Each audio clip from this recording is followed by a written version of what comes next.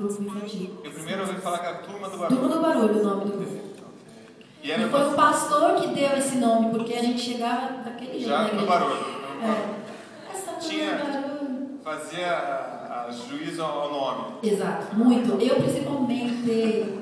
Olha, irmãos, eu fiz minha mãe passar muita vergonha. Olha, minha mãe é uma heroína, mas hoje, graças a Deus, eu acho que eu não dou muita vergonha pra ela. E vocês são só vocês dois? Não, então. Essa Turma do Barulho tinha mais. Que bom que você é bom apresentador, eu não sei falar nada. Eles somos em quatro. Eu tenho duas irmãs mais velhas. Ah, você tirou minha voz aqui. O som. Não tirou, obrigada. Eu tenho mais duas irmãs mais velhas, Ellen e Suelen, aí vem eu, Daniela e o Jorginho. Todas também cantam, tocam? Todas cantam. Você toca também alguma coisa, não? Muito mal, piano, só pra compor. E você canta? Só pra compor. Então é uma combinação boa aqui.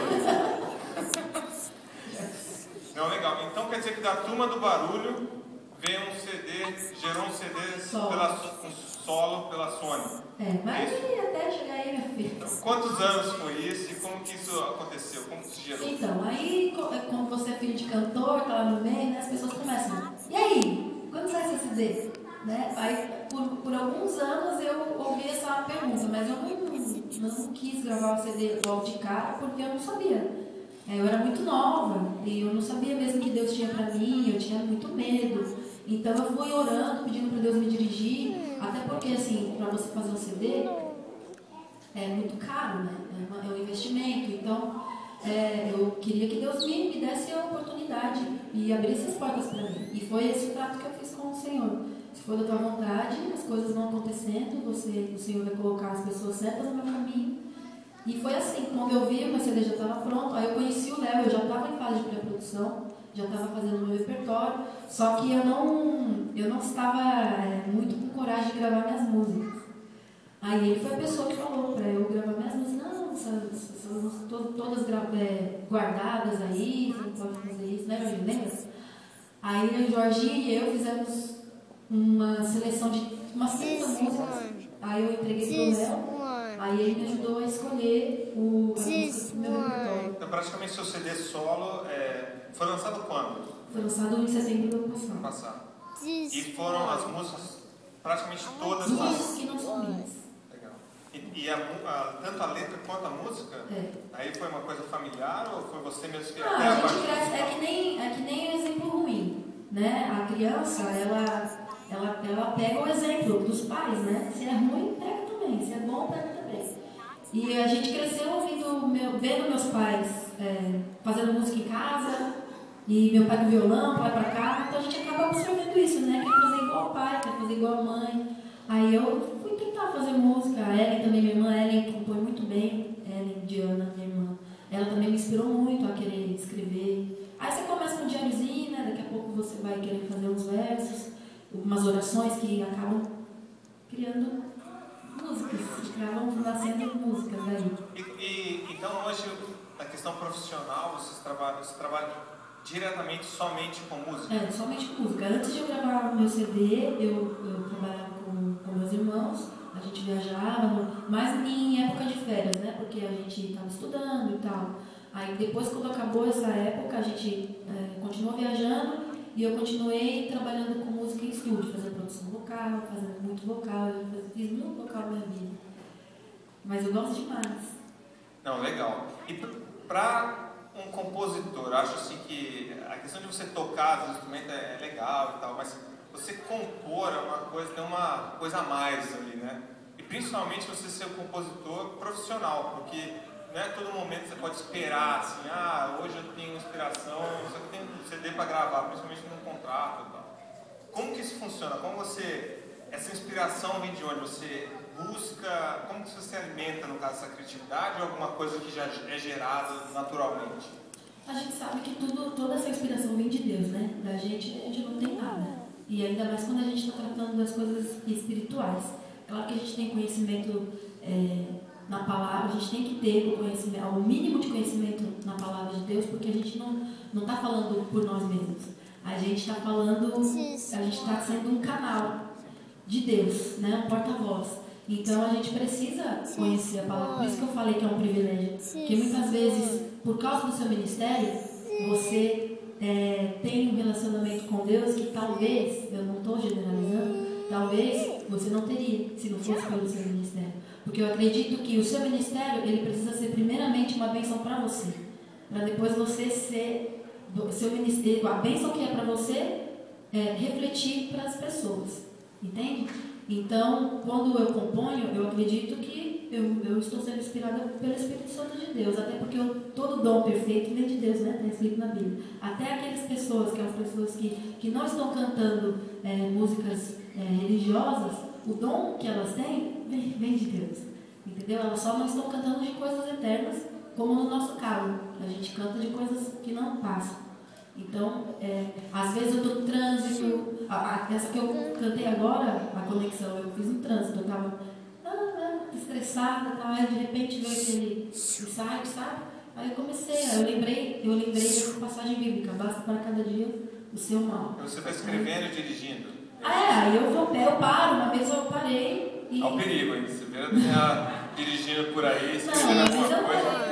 Aí eu chego em casa e vou lá fico cantando, às vezes eu gravo no celular. E até uma vez que eu perdi meu iPhone, meu Deus, eu fiquei tão desesperada porque tinha tanta anotação lá, e eu nunca fiz backup, eu nem sei o que é isso, eu fiquei sabendo depois que eu perdi. Eu sou muito ruim com esses negócios de coisa eletrônica, sabe? Eu não tenho nada. Aí só sei apertar play, rec, né? Aí eu perdi e fiquei lá de lembrar e tal. Mas menino, olha o milagre que aconteceu. Depois de perdi em Londres. Perdi em Londres. Aí depois de 3 meses tal, já tinha comprado outro já. Aí um amigo meu me ligou e falou: olha, então, acharam seu iPhone, já faz um tempo que eu não estava conseguindo falar com você. Ligaram aqui pra mim. Cobraram, não? Não, ligaram pro último número que estava lá. E eu consegui, irmãos, pra glória de Deus, recuperar todos os meus arquivos. Olha que emocionante. As composições e tudo mais.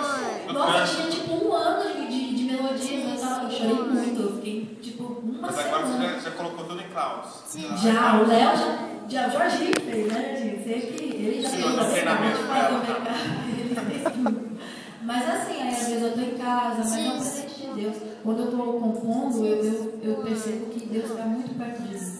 Sabe? É uma sensação que não se compara com nenhuma outra no mundo. Desculpa, tá, gente? Mas acho que é uma alegria muito grande. Eu imagino que deve ser assim também quando a gente está fazendo bem para alguém, né? A gente se sente muito grato a Deus por estar tendo a oportunidade de estar fazendo bem. Ou quando a gente perdoa alguém, eu imagino que é um sentimento divino mesmo.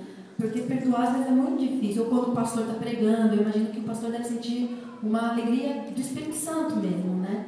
É isso que eu penso. Legal. Acho que até o que você está falando, você tem até uma parte de encorajamento, né, para as pessoas que às vezes ficam, será que eu vou ajudar em alguma coisa, participar em alguma coisa? E na verdade você está se beneficiando. Muito. Mas a gente não deve fazer isso para se beneficiar. Lógico, mas automaticamente você Exatamente. Automaticamente Deus ele te dá uma alegria mesmo, do Espírito Santo mesmo.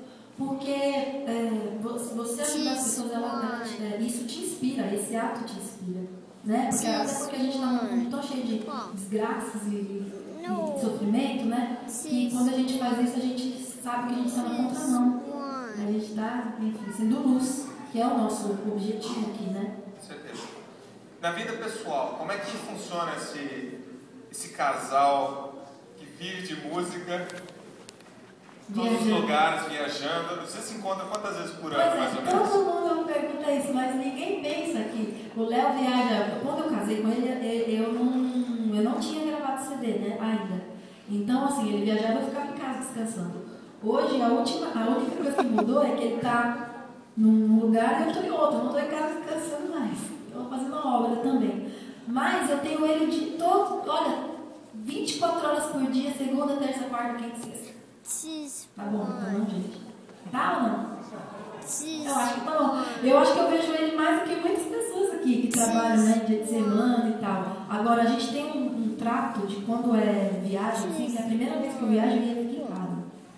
A primeira vez, né? Tá cozinhando. Tá lá, Deixa mãe, eu tô vocês. tão preocupada, porque o Léo, ele só come sucrilhos quando eu tô lá. Hoje a gente olha pro... Hã? Desviar, você estudou com ele? Você lembra? É sucrilhos e bolacha com leite. Por quê? Quando não tinha pão de queijo, né, pastor? Olha, pastor, é gente maluca. Mas aí eu deixei uns congelados lá pra ele e falei, ó, tá aqui, feijão, pelo amor de Deus, Leonardo, coma. Aí vamos ver, né? Você vai voltar pro Brasil, o Léo vai estar igual aquele tigre daquela. Mas pelo menos no final de semana ele viaja, os irmãos...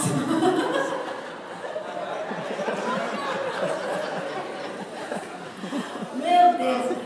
Mas eu acho que no final de semana ele tá pelo menos comendo uma carninha, que os irmãos levam ele, né? Para almoçar, né? Almoçar na churrascaria ou em algum lugar. Oremos. E, Jorginho, vocês dois, como é que estão essa parceria aqui? Faz tempo? Eu Como é que não faz, coitado. Jorginho, fala aí do seu ministério para comigo. Fala. É um ministério de irmão mesmo, né? Na carne, no espírito, de todos os jeitos. O Jorginho é assim, ele toca com outros músicos, eu tenho que ficar brigando com ele para ele tocar pra mim de vez em quando. Porque ele é muito disputado, gente, vocês sabem como eu sou. Mas ele é uma bênção na minha vida, porque se eu estivesse aqui sozinha, eu não ia conseguir fazer a metade, né, do trabalho que eu estou fazendo no ministério. Obrigada, viu, Jorginho, pelo sofrimento. Olha, tem que agradecer a ele, gente, publicamente, porque eu sei que ele aguentou muito, né, Jorginho, de mim, assim. Obrigada, desculpa por tudo também. Desculpa por tudo, bagunça, as acusações, tá bom? Hoje mesmo eu acusei ele que eu não tava achando o negócio do meu inalador, eu comecei a falar, você bagunçou tudo, que não sei o quê. Aí ele falou assim, se você achar, você não vai usar. E ele achou, mas ele deixou eu usar. Não, mas a gente tem que dar uma ameaçazinha, né, gente? Pra não perder a moral. Mas, enfim, obrigado. Mas enrola assim uns tapas, bem O Jorginho vai ser papai, gente. Olha que legal. Parabéns. Falando em papai, e vocês? Como vocês vão manage essa história? Tem pensado já nisso? Eu tenho. Não, eu quero muito. Eu quero uma família grande. Eu tenho 3 irmãos, né?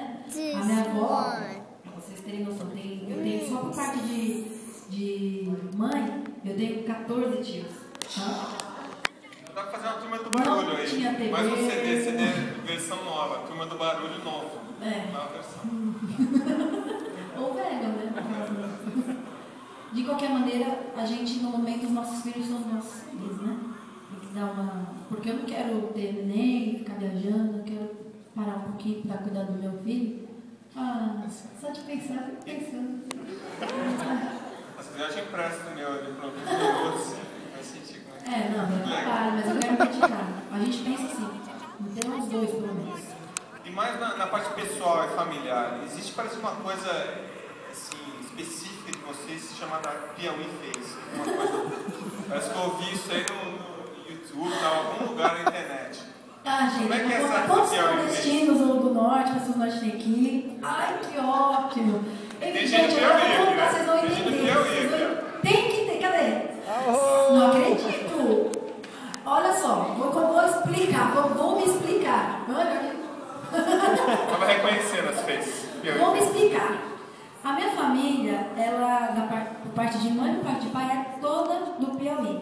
Só que quando meu pai conheceu minha mãe, ele conheceu em São Paulo, achando, arrebentando, que ela era paulistana, entendeu? Aí, quando ele foi para casa dos meus avós, conhecer a família e almoçar, ele viu farinha, entendeu? Carne seca. A dieta normal. A dieta cuscuz, entendeu? Aí meu pai, que depois que estava apaixonado, perguntou, mas peraí, de onde que você é? Aí, eu sou do Piauí. Aí ficou isso, e assim, eu sou paulistana, a gente também, só que a gente foi criado pela minha avó, que é mais piauiense do que minha própria mãe, que é piauiense. Então a gente não se considera muito paulistano, a gente se considera... estrangeiro, praticamente. Mas a gente se considera piauiense. Agora, em relação ao Piauí Face, quando a gente pedia pra minha avó tirar foto, às vezes, a gente falava, vamos, vamos tirar foto. Aí ela ficava meio tensa, assim. Entendeu? E fazia uma cara meio assim. Então a gente chama isso de Piauí Face, ó. Você entendeu? É uma medo do flash. interna. vocês têm algum parente que... Ah, vamos tirar uma foto aqui, fulano, não sei o quê.